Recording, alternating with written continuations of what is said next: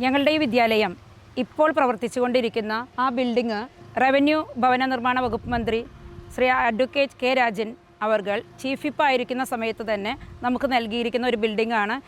ഒറ്റ ഓടിട്ട കെട്ടിടം മാത്രം ഉണ്ടായിരുന്ന ഒരു സ്കൂൾ. ആ സ്കൂളാണ് 1 കോടി രൂപയുടെ കെട്ടിടം ആദ്യം പണിത് പൂർത്തീകരിച്ചു. 2 കോടി രൂപയുടെ കെട്ടിടം ഇപ്പോൾ പൂർത്തിയായിക്കൊണ്ടിരിക്കുന്നു. 1.5 കോടി രൂപയുടെ പ്രീ KGക്ക് വേണ്ടിയിട്ടുള്ള കെട്ടിടത്തിൻ്റെ സോയിൽ ടെസ്റ്റ് ഉൾപ്പെടെ പൂർത്തിയാക്കി അതിൻ്റെ നിർമ്മാണ പണികളിലേക്ക് പോവുകയാണ്. അതുപോലെ തന്നെയാണ് വർണ്ണക്കൂടാരം. 10 ലക്ഷം ചെലവഴിച്ച് പ്രീ പ്രൈമറി കുട്ടികൾക്ക് വേണ്ടിയിട്ട് വളരെ മനോഹരമായ ഒരു വർണ്ണക്കൂടാരവും നമ്മൾ ഈ വർഷം തന്നെയാണ് ഉദ്ഘാടനം ചെയ്തിരിക്കുന്നത്.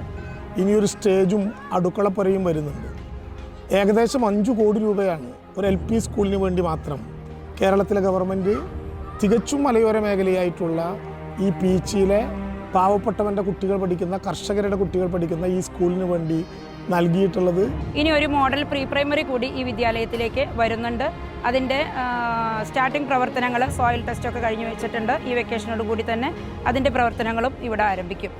പീച്ചി ഒരു വിദ്യാഭ്യാസ ഹബ്ബായി മാറുമ്പോൾ അതിലെ ഒരു പ്രധാനപ്പെട്ട കേന്ദ്രമായി ഈ സ്കൂൾ കൂടി വരും.